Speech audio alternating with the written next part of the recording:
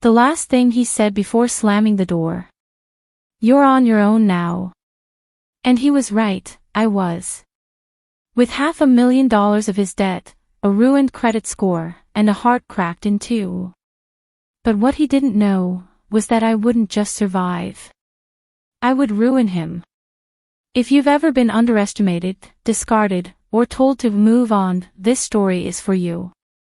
Hit that subscribe button, like the video, and stay with me, because justice isn't just served, it's orchestrated. The silence that followed the slamming of the door was so sharp, it felt like it could cut through bone. I stood there, frozen in place, the echoes still bouncing off the walls of the penthouse I used to call our home. His words, cold, precise, and dripping with disdain, lingered in the air like smoke from a fire I hadn't yet realized had already consumed everything. "You're on your own now," he'd said. On my own. My eyes dropped to the papers in my hands. Credit card bills, overdue notices, a mountain of debt I never agreed to, never signed for, but that had my name smeared across them like graffiti on a crime scene. My fingers trembled as I flipped through the statements: luxury hotels in Monte Carlo, private jets, jewelry stores in Dubai, and one line that burned a hole into my brain: Belvedere Capital Transfer, $120,000. He'd used me. Not metaphorically. Not emotionally. Not romantically. Legally. Financially. Brutally. Nolan Grayson, the man I had married at 25 and stood by through bankruptcy, failed business ventures, and late-night panic attacks about his worth, had just walked out of my life, and dumped a ticking financial time bomb in my lap. He didn't even flinch. Didn't stutter when he told me, "She makes me happy." "You don't. Get a lawyer." His new girlfriend, Aurora Langford, was the exact opposite of me. Wealthy. Young. Untouched by hardship. The kind of woman who didn't flinch when a bottle of wine cost more than my monthly mortgage used to. But I wasn't going to cry. Not for him. Not anymore. I placed the bills on the dining table we'd once shared candlelit dinners at and walked to the mirror in the foyer. My reflection looked back at me like a stranger. Messy auburn hair, mascara smudged under tired eyes, and a jawline set too tightly for someone who'd just been told she was worthless. He said I was nothing without him. Let's see how he handles the woman he left behind when she has nothing left to lose. I reached for my phone with steady fingers. There was one person I knew could help me figure out just how deep this betrayal ran, someone I hadn't spoken to in years. "Ethan Stone," I said when he picked up, his voice still carrying that unshakable steadiness I remembered from our paralegal days. "It's Alara. I need a favor. A big one." He paused. "Are you okay?" "No," I said flatly. "But I'm going to be. I need you to find out everything about Nolan and the woman he left me for. Aurora Langford. Everything. I want blood, Ethan. Legally." Ethan exhaled slowly. "You always did know how to make an entrance." "I'm serious." "I know. I'm in." As I ended the call, I didn't feel relief. I felt the beginning of something sharper. Colder. Resolve. The next morning, I woke up to the sound of my own heartbeat, too loud, too angry. I poured myself a black coffee, no cream, no sugar. Bitterness suited me now. I sat down at the dining table again, surrounded by bills like vultures circling a carcass. I'd never been this broke in my life. And somehow, Nolan had managed to keep every asset in his name. Every business, every bank account, every car, except the Bentley he'd gifted me, which I later realized had an unpaid lien and was probably going to be repossessed by Tuesday.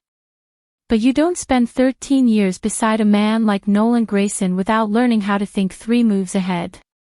The problem was, I had spent the last 3 years thinking he loved me. That was my biggest miscalculation. That, and not noticing the company name Langford Strategic Holdings appearing on his contracts. I opened my old MacBook and started digging. Nolan's mistress was more than a pretty face. Aurora's father, Henry Langford, ran a global investment firm known for its ruthless acquisitions and discreet asset takeovers. Suddenly it made sense. Nolan didn't just leave me. He sold me out. He used our marriage, our shared history, to gain access to new capital, and discarded me like a used chess piece once he made it to the other side of the board. Except I wasn't off the board yet. A few days later, Ethan called. "I've got something," he said. "More than something. You're going to want to sit down for this." He met me in a cafe on East Halden Avenue. It was quiet, anonymous. A perfect place for betrayal to unravel. He slid a folder across the table, thick with documents. Aurora Langford isn't just Nolan's mistress. She's his financial backer. Her father made Nolan the CEO of a shell company called Redstone Intelligence. You're listed as a silent partner. My mouth dried up. I never signed anything. Ethan nodded grimly. That's the thing. Your signature was forged. And this company? It's been moving money offshore. Tax fraud. Securities manipulation. Possibly something worse. I swallowed hard. Worse. I found references to Belvedere arms transfers in emails between Nolan and a contact in Montenegro. If this connects to weapons sales, this isn't just civil. It's federal. That night, I sat in my cold, nearly dark apartment, the lights turned off to save electricity, and stared at the folder. Aurora's signature appeared alongside Nolan's on multiple forms. She knew. She helped. She thought I was weak. That I'd fade into silence like a good little ex-wife. I smiled. It wasn't a nice smile. And that's when the knock came. A man in a charcoal suit stood at the door. Italian shoes. Perfectly cut lapel. Scar faintly trailing his jaw. He introduced himself as Luca Greystone, a representative of Ms. Langford, he said smoothly.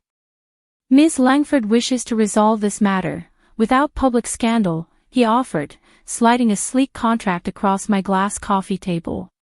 She's prepared to transfer enough to erase your debts, and then some. In exchange for your silence. I leaned back. What makes you think I'd keep quiet? He smiled.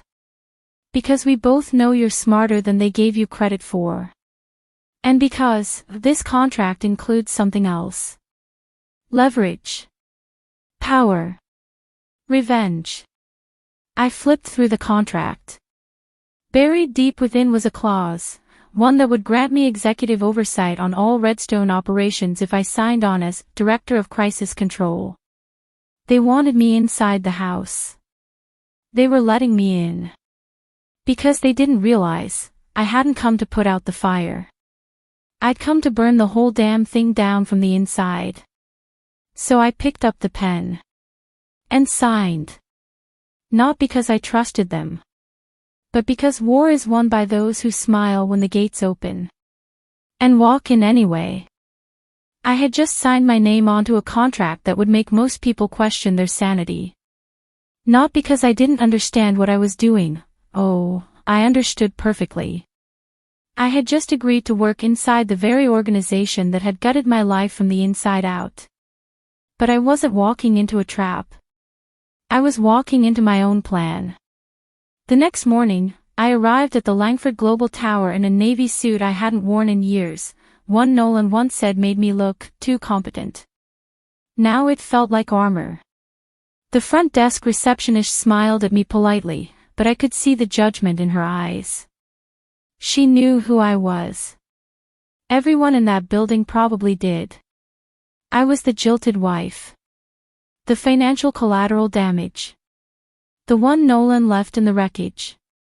Not anymore. Luca met me on the 22nd floor.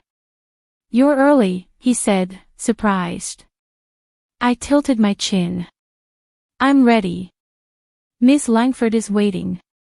Aurora Langford's office was as cold and impeccable as the woman herself, minimalist art, a view that captured half the city, and not a single photograph of Nolan.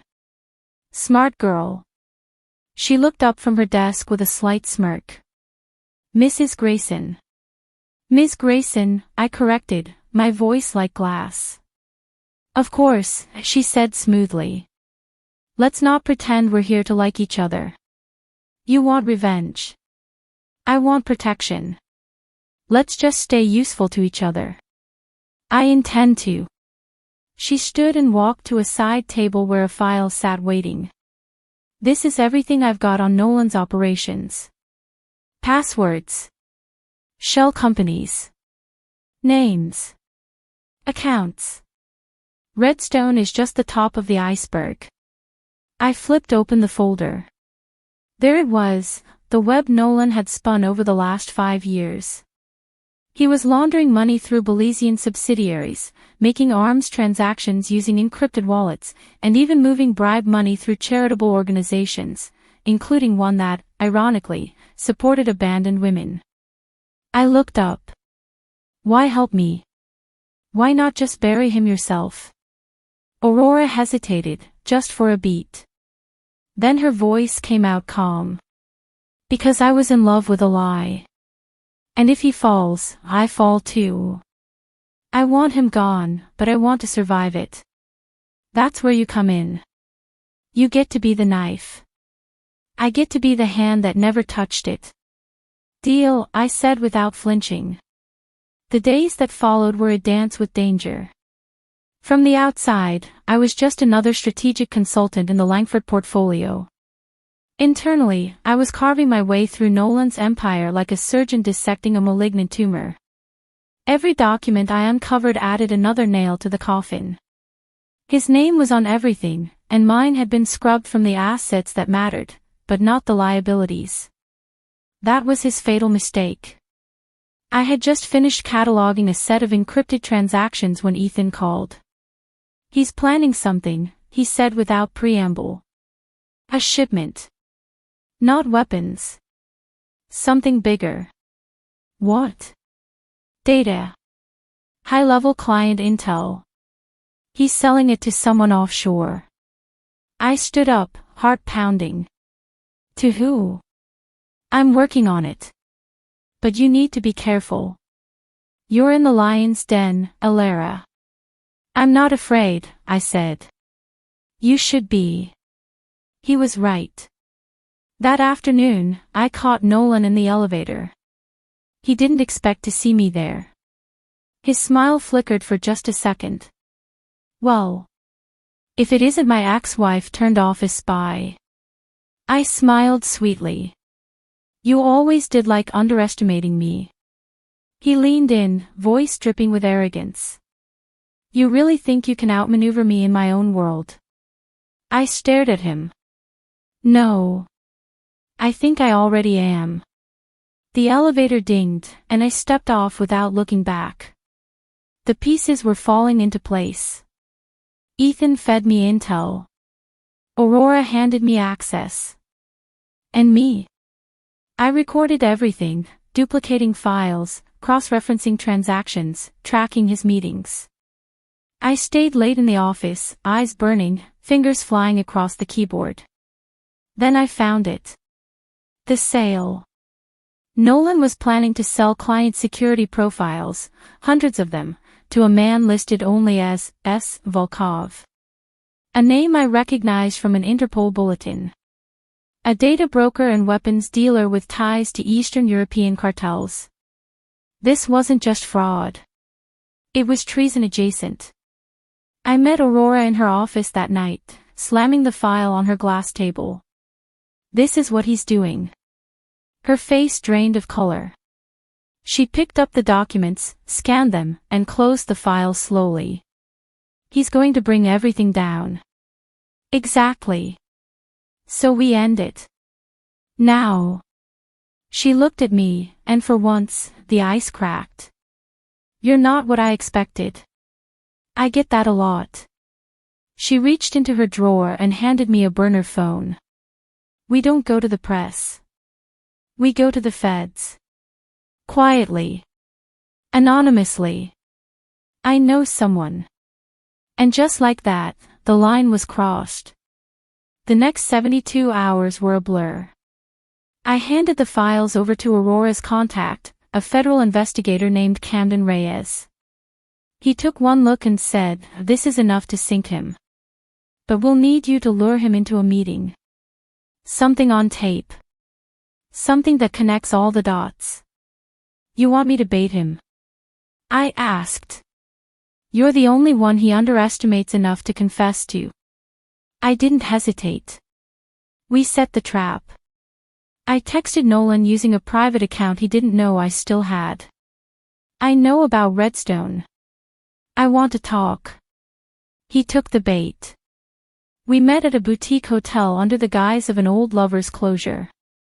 He walked in cocky. Smiling. "I was wondering when you'd try to crawl back," he said, sitting down. I hit record on my concealed phone and folded my hands. "I know about Volkov," I said. "I know about the data." His smile faltered. "You don't know anything. I know enough to destroy you." He leaned in. "You wouldn't. You'd go down with me." That's when I pulled out a flash drive and placed it on the table.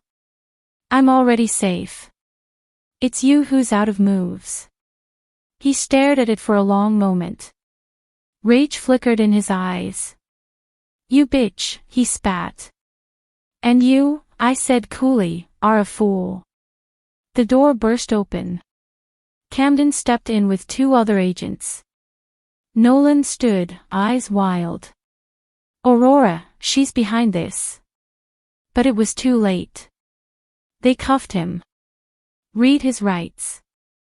He looked at me one last time, like a man watching his entire empire sink beneath him.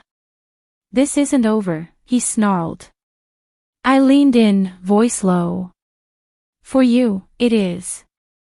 As they took him away, I exhaled for the first time in what felt like years. He had underestimated the housewife. But I wasn't a housewife anymore.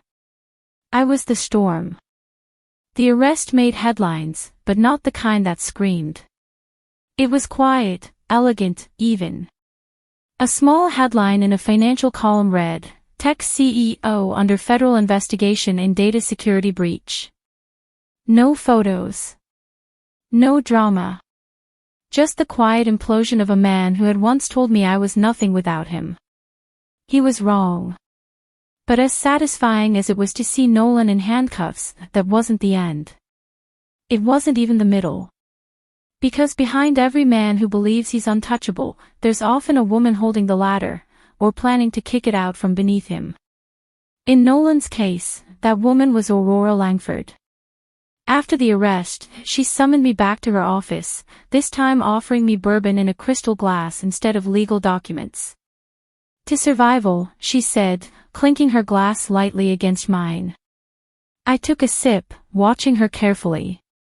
"You played him well." She smirked. "I learned from the best. My mother." I waited. Aurora set her glass down and walked to the window. "You know, the day I met Nolan, I didn't see a man. I saw a weapon. A blade I could aim." "You used him." "Of course. And he used me back. That's what made it so intoxicating." Her gaze was distant now. "My father had always said I lacked bite. That I wasn't ruthless enough to protect our legacy. I proved him wrong with Nolan. Until he started going rogue," I said flatly.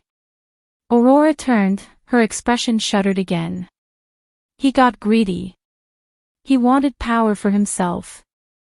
But he forgot one thing." "What's that?" "That I don't lose." There it was, the truth beneath the silk and stilettos. Aurora Langford wasn't a mistress. She was an apex strategist who happened to wear lipstick. And for a moment, I felt something dangerously close to admiration. Why bring me in? I asked. You could have cleaned this up without me. She looked at me for a long moment. Because I wanted a mirror. A mirror. To remind me what betrayal looks like from the other side. I didn't know whether to thank her or run. Later that night, back in my apartment, now newly renovated thanks to Langford consulting fees, I opened the email Ethan had sent me. Inside were dozens of legal documents Nolan had tried to delete. Old company records. Invoices. Letters of intent. And buried among them, a contract signed nearly a decade ago. My name. My signature. A foundation account Nolan had set up in my name, with proceeds routed from a company in the Cayman Islands. On paper, I owned a portion of his offshore wealth. I called Ethan. Did you know about this? I suspected. He used you as a shield. But Alara, technically, it's all yours now. My heart stopped. How much? Somewhere between 18 and 23 million. It depends on the asset liquidity. I sat back, stunned. You're telling me the man who left me with debt accidentally made me a millionaire? Justice has a strange sense of humor, Ethan replied. The next morning, I met with a financial analyst. By noon, I had transferred everything Nolan left behind into a series of holding accounts under a trust one named DG Rising. I was no longer just playing defense. Now, I was building an empire. But power doesn't erase scars. Even as I sat in my luxury apartment overlooking the skyline, dressed in silk pajamas with a glass of vintage wine, I couldn't sleep. Because something was still unraveling inside me. Something deeper than revenge. Nolan had been the betrayal I saw. But Aurora. She was the betrayal I hadn't seen coming. The woman behind the throne was now on the throne. And I was still standing outside the gates. That's when I decided to test her. I sent Aurora an anonymous email, encrypted, untraceable. It included a single line. How many queens can sit on one throne before they turn on each other? Within hours, I received a reply. Only one. But sometimes, it takes two to burn the king. No name. No signature. Just a mirrored reflection of my own ambition. She knew it was me. And she didn't flinch. The next day, she invited me to dinner. Not in her office. Not in a boardroom. Her penthouse. I wore black, not for mourning, but for power. Aurora answered the door herself. No staff. No security. Just her in a velvet dress and eyes sharp enough to slit throats. The dinner was elegant. Lamb cutlets. Bordeaux wine. Opera playing in the background. You wanted something, she said after dessert. So did you, I replied. She smiled. Then let's stop pretending. I set my glass down. You used me to eliminate a threat. I used you to destroy my enemy. But now that he's gone, are we allies, or just two blades waiting to cross? Aurora didn't answer right away. She walked to the window again, always the damn window, and stared at the city lights. You know what I envy about you, Alara. I waited. You had nothing to lose. I built this power. I've bled for it. You walked into hell with nothing but fury and came out a legend. I almost laughed. Legend. I'm still cleaning up the ashes of my life. She turned. And yet somehow, you're still a threat to me. There it was. The truth between women who've risen from betrayal, neither of us trusted the other, but we both knew the other was necessary. So we made a pact. No contracts. No papers. Just a shared toast. To power, I said. To memory, she replied. Because women like us never forget. And sometimes, the most dangerous alliance is between two women who know exactly what it feels like to be underestimated. The trial began on a Monday morning cloaked in gray skies. Fitting, I thought. There's something poetic about justice arriving beneath a colorless sky, no fanfare, no sunshine. Just wait. Just consequence. Nolan Grayson stepped out of the armored van looking like a man who had aged 30 years in 3 months. The sharp cheekbones I once kissed were now sunken. The tailored suits had been replaced by a gray federal-issued jumpsuit. His hands were shackled, but it was his eyes that looked truly caged. I had front-row seating. Aurora didn't attend that day. She preferred to play power from the shadows, but I sat in the second row of the gallery, directly behind the prosecution's table. I wore navy again. The same shade I wore the day I walked into Langford Tower and started burning his empire from within. He saw me the moment he entered. His eyes didn't widen.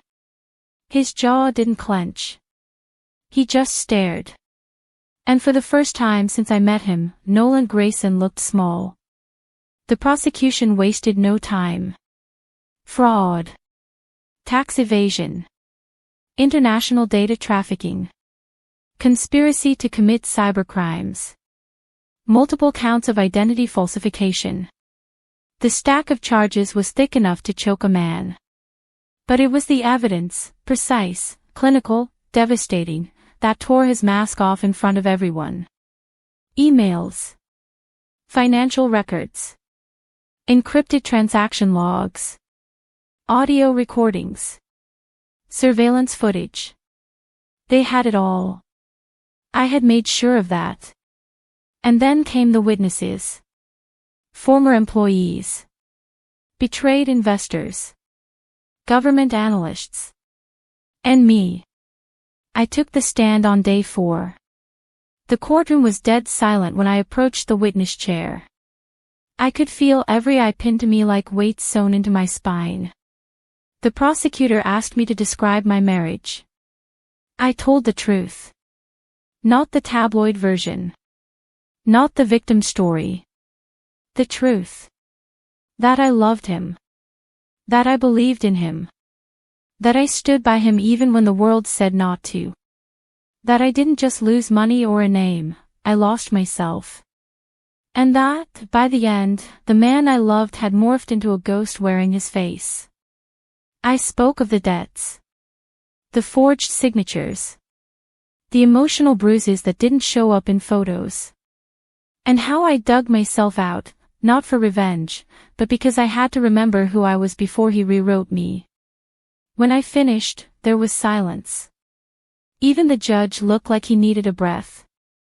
Then Nolan's attorney cross-examined me, tried to paint me as a bitter ex-wife with a grudge. But the more they prodded, the calmer I became. You're saying you weren't motivated by spite? The defense asked. No, I said, voice level. I was motivated by survival. The spite was just a bonus. And that line. It hit headlines before the gavel hit the desk. That night, social media exploded. #SurvivalNotSpite trended across platforms. People started calling me the wife who turned the knife. Talk shows debated whether I was a victim or a villain. News anchors called me a symbol of female retribution. Bloggers wrote op-eds praising my precision. Critics said I was dangerous. Some even romanticized Nolan, tried to humanize him. But the world, for once, wasn't fooled. The trial kept unspooling. Nolan's associates started flipping. Depositions came in. Secret recordings emerged from an employee Aurora had paid off under the table. It was like watching a dam break. And through it all, Nolan sat there, more broken with each passing hour. By day 14, the prosecution played the final tape. The one where he bragged, half-drunk, about how easy it was to build an empire on a woman's name. He laughed in the recording. In court, no one else did. The jury returned their verdict on a Thursday afternoon. Guilty. On every count. The sentencing would come later, but everyone in that room knew he was never walking free again. I didn't cry. I didn't smile either. It wasn't about joy. It was about closure. As I exited the courthouse, a journalist called out, "Miss Grayson. Any comment?" I paused, looked straight into the camera, and said, "He thought I'd stay silent." Then I walked away. That night, Aurora showed up at my door unannounced. No bodyguards. No heels. Just jeans, a trench coat, and 2 glasses. "I brought scotch," she said. We sat on my balcony, the city stretching below us like something distant and unimportant. "I'm guessing he'll get 20 to 30 years, she said, pouring. "At least," I replied. "Depends on whether they stack the charges." She sipped. "You did it." I turned to her. "No. We did it."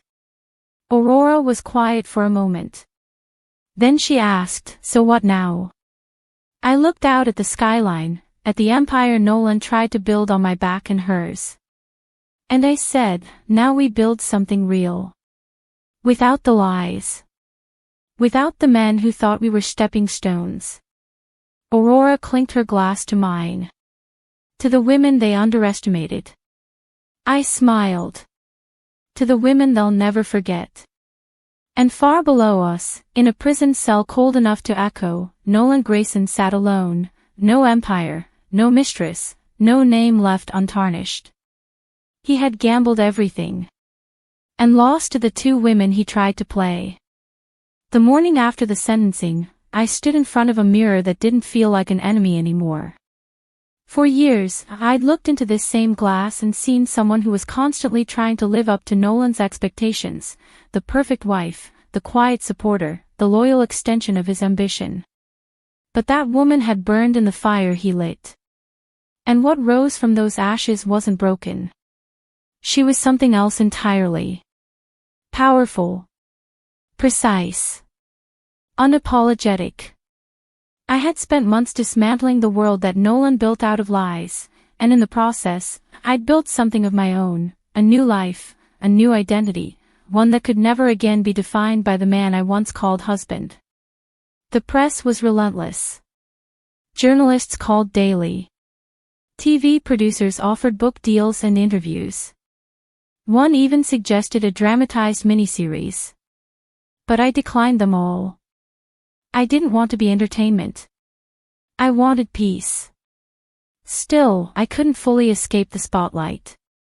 The public had turned my story into a kind of myth, a revenge fairy tale for every woman who had been left behind, every person who had been told they were nothing without the person who broke them. And in the middle of it all, I was trying to remember who I had been before Nolan's shadow swallowed me whole. I started small. I changed my name, legally this time. Alara Grayson was dead. Alara Quinn was born. It felt strange at first. Empty. Like stepping into a space where the walls hadn't yet learned to echo. But I needed it. A reset. A reclamation. My lawyer helped me navigate the financial jungle Nolan had left behind. With the offshore accounts transferred into my name and no heirs or partners to contest it, I now owned several tech patents, dormant assets, and a private island off the coast of Belize I never knew existed. I sold most of it. Donated a portion to the very foundations Nolan used to launder money through. The irony wasn't lost on me. But I kept one piece. A small cybersecurity firm in Helsinki. It had been part of Nolan's backup plan, a quiet investment that he never touched, too small to be suspicious but smart enough to grow. I renamed it Ashline Security. Because sometimes, what rises from ruin becomes the sharpest line between what was and what will never be again. That company became my therapy. I poured myself into the work, hiring overlooked talent, funding programs for women in tech, offering pro bono cyber protection for shelters and abuse survivors. Each contract, each hire, each secured firewall felt like rebuilding myself brick by brick. Aurora visited once.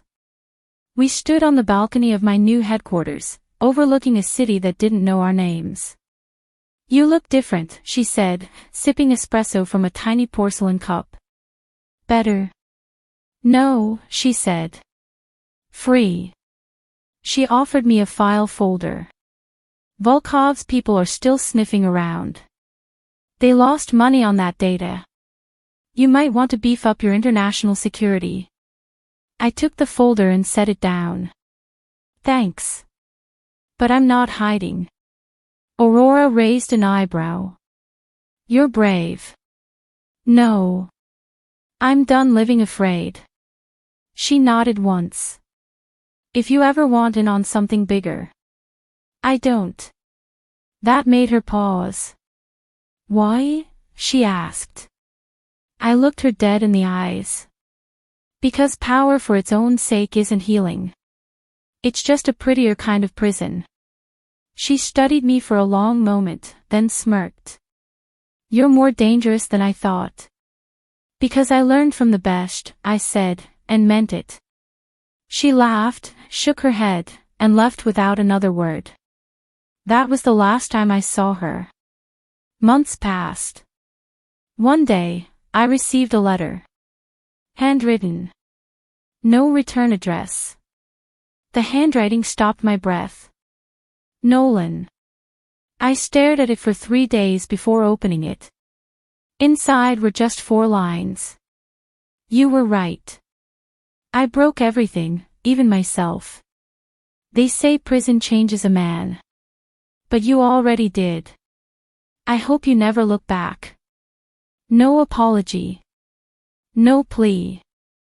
Just a sad acknowledgement of what he'd become. I didn't reply. There was nothing left to say.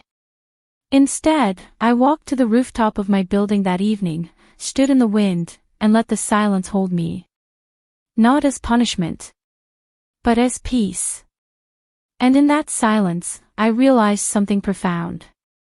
My name was never his to break. He could damage my finances. He could wound my heart. He could lie, cheat, and steal years from me. But my name, the truth of who I am, was something he could never possess. Because that name wasn't given to me by a man. It was built by fire. And tempered by choice. So I went back down. Back to my work. Back to my people. And I kept building. Not for revenge. But for resurrection. The noise had faded. No more media frenzy.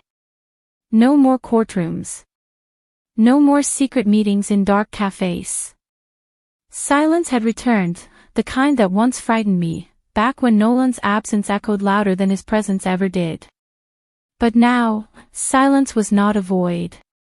It was a canvas. I had everything I thought I wanted. A thriving cybersecurity firm with a growing reputation. Financial security beyond anything Nolan ever dreamed of. A new name, a new city, and a new life built by my own hands. But some nights, when the world outside went still, the question would come. What now?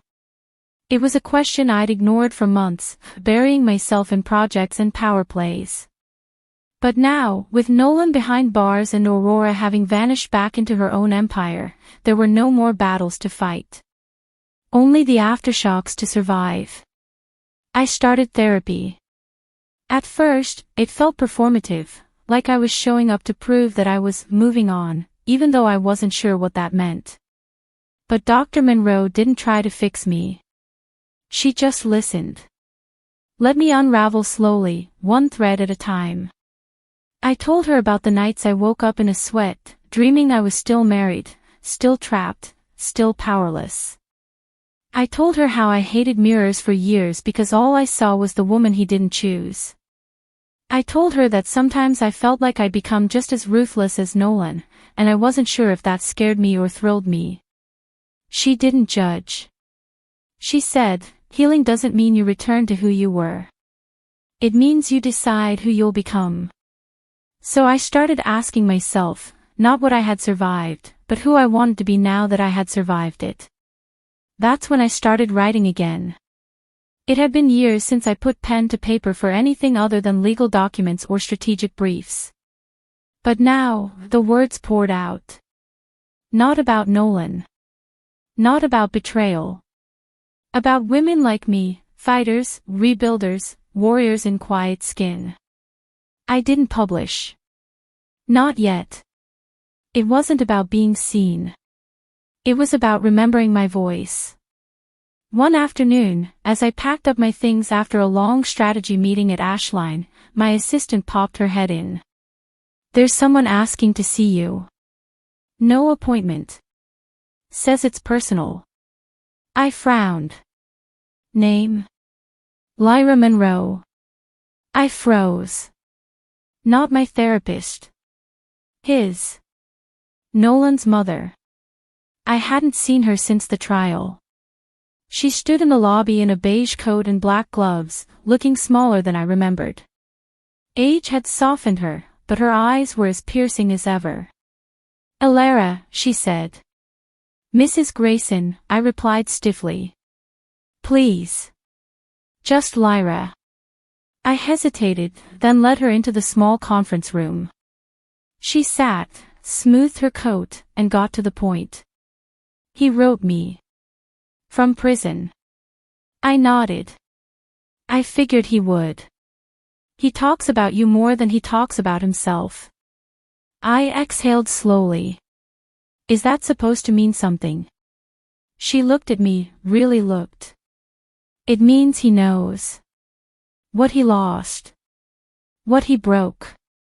And it haunts him." "I hope it does." "I don't blame you," she said quietly. "I raised a brilliant man, but not a good one. I used to think you were the one who dimmed his light. But I see now, you were the one who carried his darkness." Her words caught me off guard. No apology. Just truth. And that was more honest than anything I'd ever gotten from Nolan himself. "He wanted me to ask if you'd ever visit." I stood. "No." Lyra nodded. "Good. I hoped you'd say that. He needs to sit in it. Alone." She stood to leave, then paused at the door. "You're not just the woman he broke," she said. "You're the woman who kept standing anyway. That matters." After she left, I stared out the window at the city lights. They didn't feel as cold anymore. A week later, I took a walk through a part of the city I hadn't visited since the early days, back when Nolan and I used to walk through open-air markets, dreaming about restaurants we couldn't afford and apartments we'd never live in. I found myself standing in front of a dusty old bookstore tucked between a laundromat and a barber shop. Something about it called to me. Inside, I found an old writing desk for sale. Oak. Worn. The kind of thing that belonged in a home filled with stories. I bought it. Had it delivered to my apartment that evening. I placed it by the window, facing the sky. That night, I sat down and wrote the first line of the book I never planned to write. Sometimes, the villain in your story isn't the one who lied to you. It's the silence you kept to protect them. I didn't stop writing for hours. And in the stillness of that night, with the city breathing softly beyond the glass, I realized something I never had during the chaos. Peace wasn't something you were handed after justice. It was something you earned, one day, one word, one truth at a time. It came on a Thursday. The kind of gray, rainy Thursday that makes the city feel smaller, quieter. The kind of day where memories sneak up behind you and tap you on the shoulder. I had just returned from a strategy retreat in Oslo, jet-lagged and craving nothing more than silence and sleep. I walked into my apartment, dropped my suitcase, and found it, sitting neatly atop my mail pile like it belonged there. No stamp. No address. Just my name. Not the one I was born with. Not Grayson, the name I discarded. But the name I chose. Alara Quinn. Inside, the paper was thick, old school, cream-colored. The ink was blue, written in the careful, practiced cursive of someone trying to appear calm while barely holding it together. It was from Nolan. Again. The first line stopped me cold. I know I said I wouldn't write again. But there are some things that only freedom, or the absence of it, can make a man understand. I almost stopped reading there. But something in his tone, it was different. He continued. This isn't about forgiveness. I don't expect it. This isn't even about guilt, though I swim in it. This is about acknowledgement. I've been watching myself rot in slow motion. Not just in this cell. In the memories. In the silence. In the face of every man I hurt and every woman I used. I've been reading books. Your books, actually. Did you know they're being passed around in here like gold? They don't say your name, but I know your voice. You wrote a sentence once, I buried the ashes, not the memory. That line gutted me. You could have destroyed me and walked away. But instead, you turned the ruins into a lighthouse. I think I hated you most for surviving me. And now, I'm learning how to sit with that. I will never ask to see you. I will never ask you to write back. But I needed you to know this.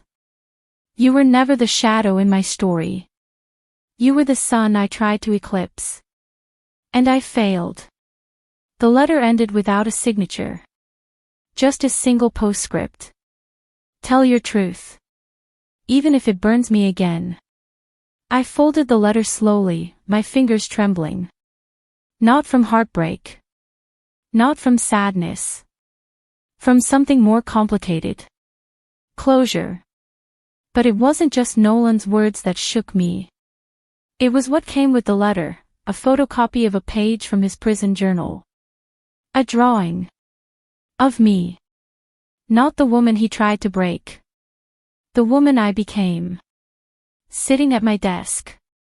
Writing. A skyline behind me. Peace on my face. It wasn't perfect. It wasn't even very good. But it was honest. And somehow, that meant more than any apology could. I sat there for a long time, the letter clutched in my lap like a weight I wasn't sure whether to hold or throw away. Later that evening, I went to the rooftop garden I'd built, my sanctuary above the city. I lit a candle. Not for him. But for the girl I used to be. The one who loved him. The one who stayed too long. The one who finally left. And as the flame flickered against the twilight sky, I whispered to no one, I'm still here. Still standing. Still whole. Still mine. The next morning, I added a new chapter to my book. Not about Nolan. About redemption. Not his. Mine. Because the truth is, survival isn't just about escaping the fire. It's about learning how to grow in the soil left behind. It had been almost 2 years since the trial, and even longer since I'd allowed myself the luxury of stillness. Not just sitting still, true stillness. The kind that makes room for possibility. I found it on a park bench. Not the one near my office. Not even the one tucked behind the Ashline headquarters rooftop garden. This bench sat on the edge of a quiet square in a neighborhood I rarely visited, an accidental detour after my book launch meeting ran late and my driver missed the turn. The air was heavy with autumn. That crisp, amber-scented kind of air that reminded me that change doesn't always announce itself loudly. Sometimes, it arrives softly. Quietly. Dressed in flannel and holding a paper cup of coffee. He was already sitting there when I arrived. Reading. Just a man in his 40s, with a face lined from smiling more than frowning. A gentle curve to his shoulders that made him look safe. Safe. That was new. I sat down a few feet away and pulled out my phone, reflexively checking emails. But the connection was slow, and I let it go. For once, I had nowhere urgent to be. We sat in silence for nearly 10 minutes. Then he turned to me and asked, "Is that book any good?" It took me a second to realize he was pointing to the copy of Ashes to Anchor, poking from my tote bag. I smiled. "It's decent." He grinned. "Author must be all right." "She's all right," I said. "Could be better. Could be worse." We both laughed. And that was the beginning. His name was Julian. A software engineer who'd taken a year off to travel after leaving a job he didn't love. He liked sketching buildings and reading biographies. He preferred mountains to beaches and once adopted a cat that refused to leave his laundry room. He wasn't flashy. He didn't have perfect shoes or a rehearsed smirk. But he asked real questions. And he listened. Really listened.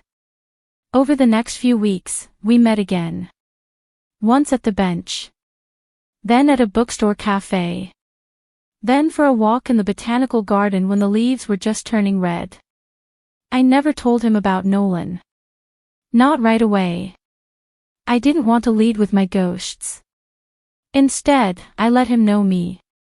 Elara Quinn, writer, businesswoman, gardener of rooftop basil, seeker of silence, survivor of things unspoken. And when the time came to tell him the rest, I didn't dramatize it. I didn't test him with it. I simply told the truth. "This isn't all of who I am," I said. "But it's part of my story. My past was fire. My present is soil. I don't know what the future will grow."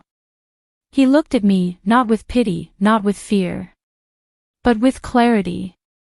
"You don't have to be anything other than who you are right now," he said. "That's already enough." That sentence stayed with me. Because no one had ever said it to me like that before. He didn't try to fix me. He just stood beside me. The way no one ever had. And that was more terrifying than anything I'd done in court. Because it meant letting go of the armor I'd worn since the day Nolan walked out of our penthouse. With Julian, I didn't need it. One day, he invited me to his apartment to meet his sister, a therapist who'd heard of my foundation and wanted to collaborate. I stepped into his space and saw it immediately. My book on his shelf. Dog-eared. Underlined.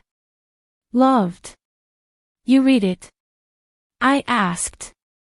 "Every version of it," he said, walking toward the kitchen. "Before I even knew it was you."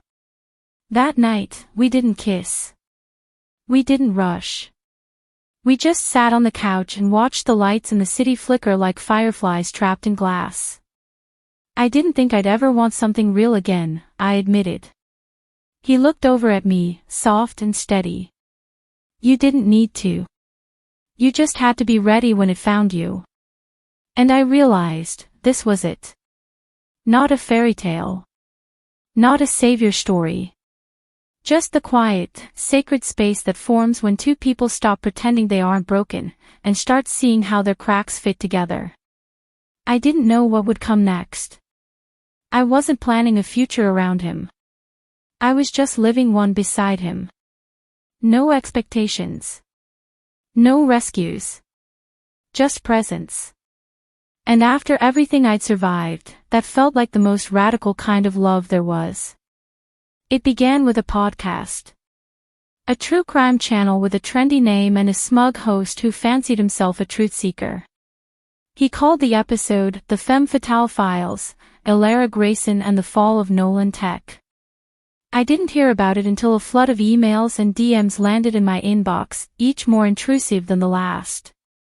Most of them weren't from supporters. They were from people who believed they'd found a new villain to crown. The host painted me not as a survivor, but as a schemer. A woman who seduced a man into ruin, exploited a mistress, and walked away richer. He spun my story into clickbait. Took pieces of my past, stripped of context, and weaponized them into something salacious. He described Nolan as a flawed genius caught in a corporate trap. He called Aurora the collateral, and me the catalyst. I watched the clip once. Just once. And then I turned off my screen. But the damage had already started. A former investor in Nolan's failed companies filed a lawsuit against me, claiming I was complicit in fraudulent dealings. Never mind the fact that the federal court had cleared me. In the court of public opinion, facts rarely mattered. People love a fool. But they worship a scapegoat. Julian found me curled up on my couch, clutching a hot mug with cold hands. I thought I put all this behind me, I said. You did, he replied. But the world sometimes wants to drag you back. Especially when you've already climbed out. I shook my head. I didn't ask for this attention. I never wanted to be a symbol. Julian sat beside me. Then be something else. Be the truth. And just like that, I remembered who I was. I wasn't a footnote in Nolan's story.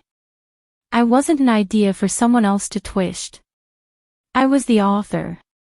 So I wrote a statement. It wasn't rage-fueled.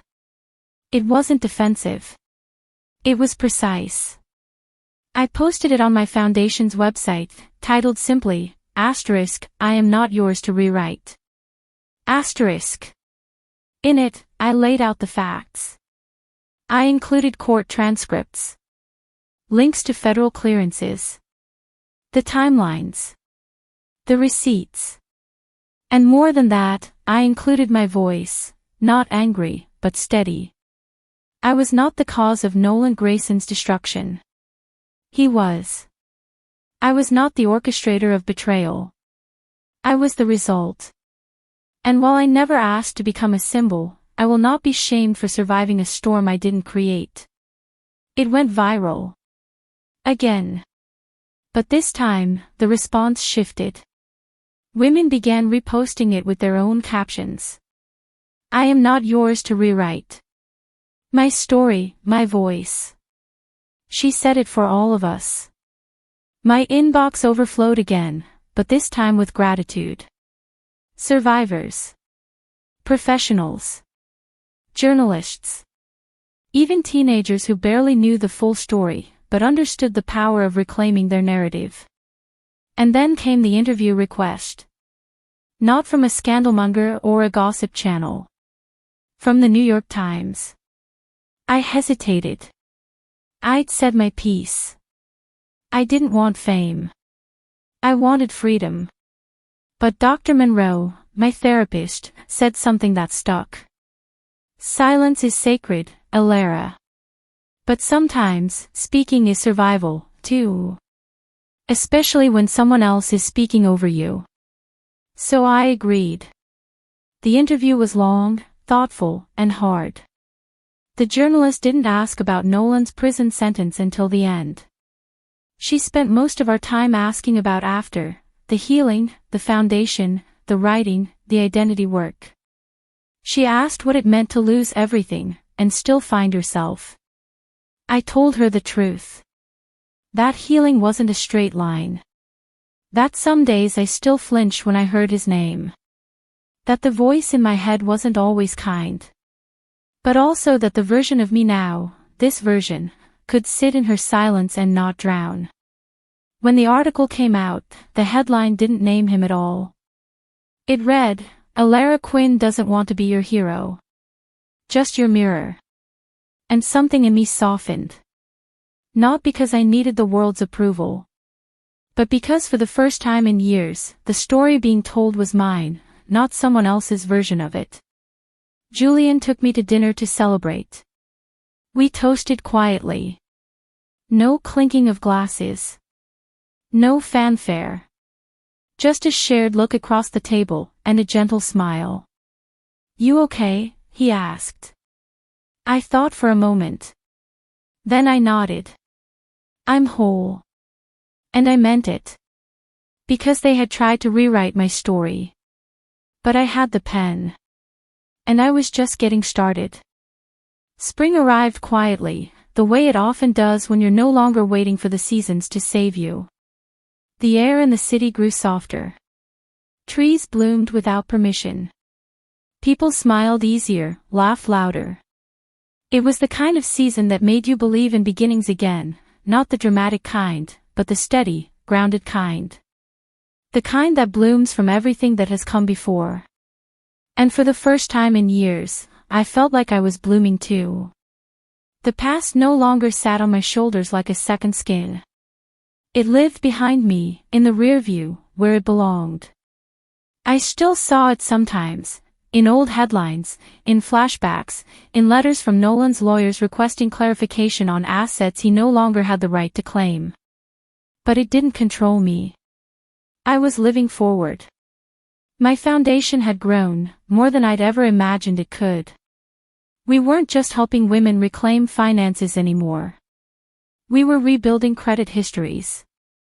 Creating legal defense programs. Sponsoring shelters with high-level cybersecurity. Giving women the tools they needed to become impossible to erase.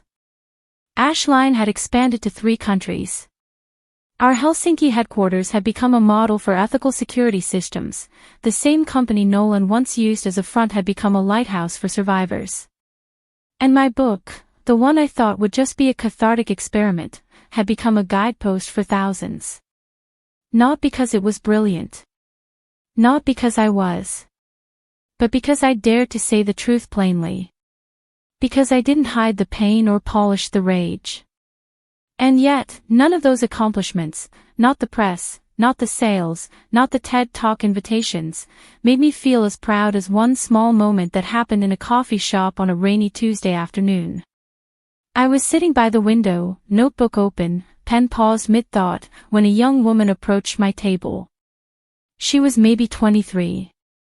Nervous, but determined. "Are you Alara Quinn?" I smiled. "Yes." She reached into her tote and pulled out a copy of Ashes to Anchor. Dog-eared. Underlined. Marked with sticky tabs. "I just wanted to say thank you," she said. "I read your book after leaving a man who told me I'd be nothing without him. Your words made me believe that maybe I'd be okay." I closed my notebook. "Are you?" I asked. She smiled, and it wasn't a practiced smile. It was real. "I'm getting there," she said. "And I think that's enough." We talked for a while. Not about trauma. Not about Nolan. Just about what came next. When she left, I watched her walk out into the rain, holding her bag close to her chest like it carried something precious.